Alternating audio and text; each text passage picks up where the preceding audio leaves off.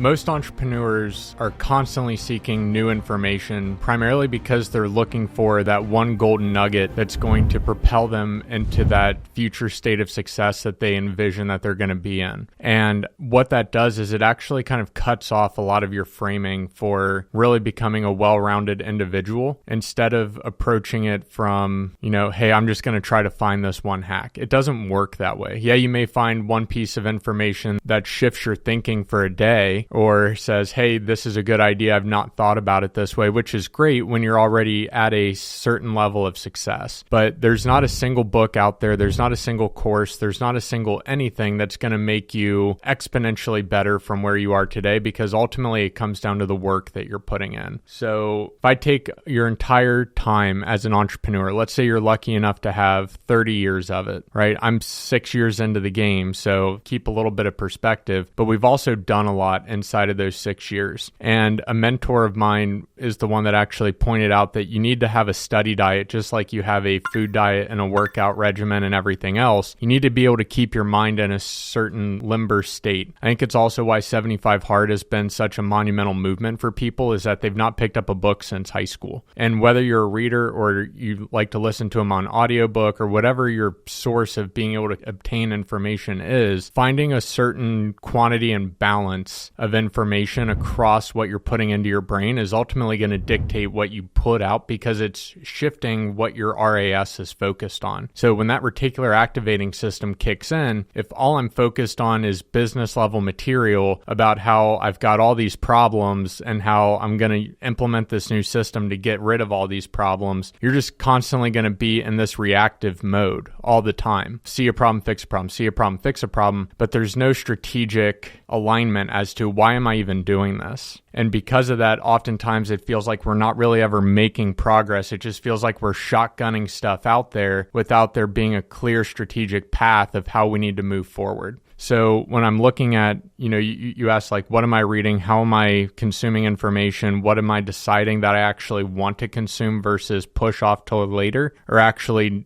totally ignore completely? Typically, my study diet is about 10 to 15% nonfiction. And what I mean by nonfiction is like biographies or business books. I would say about 20 to 25% of it is educational, that's outside of my realm of expertise. So like I've been learning a whole bunch about different legal structures and finance, and not your typical business stuff around here's how you generate lead, here's how this person was able to implement a strategy to buy back all their time, or why 10x is better than 2x. Like I love Dan Martell, I love all these people, they're really good friends, but ultimately it's not what I'm after, because while those strategies are great for certain points in time, it's not propelling me towards what I need right now. And what I need right now is more creativity. I need more dynamic inputs, because everybody is talking about AI. Everybody's talking about different strategies. And that's not what I want. The human innovation, human creativity is what's going to separate your ability to leverage these tools in the future, because these tools can't do that yet. They can't creatively think. They're all based on the inputs that it's already built on, and then trying to weight those decisions of what to feed back to you based off of your query or based off of what you put into it. So I would say about right now, 50% of my study diet is actually fiction. So how are we using metaphors differently? How are we creatively storytelling differently from everybody out there? What are the themes that are universal? What are the themes that are different than the hero's journey that you've seen kind of plastered throughout movies and cinema and fiction books for the last 50, 60 years? How are people using these stories differently to get us to that end goal? And then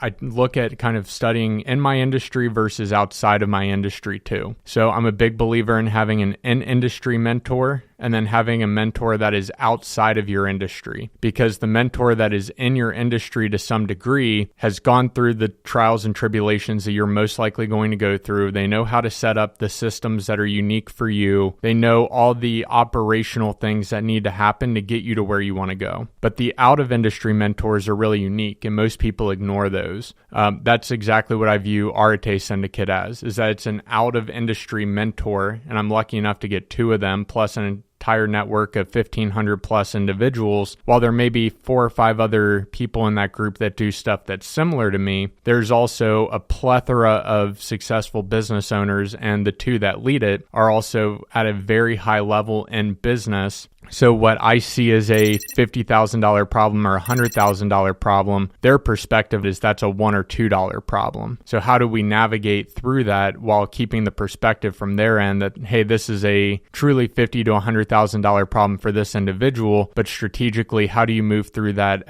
from a different perspective? Where my in-industry mentor is going to say, yeah, that truly is a $50,000 to $100,000 problem, but here's the operations or here's the strategic thinking you need to have around this specific problem, instead of the overall, hey, if you get yourself into these types of situations, here's how you not only get out of it, but here's how you make sure that they don't happen again across your entire organization, not just around one specific problem.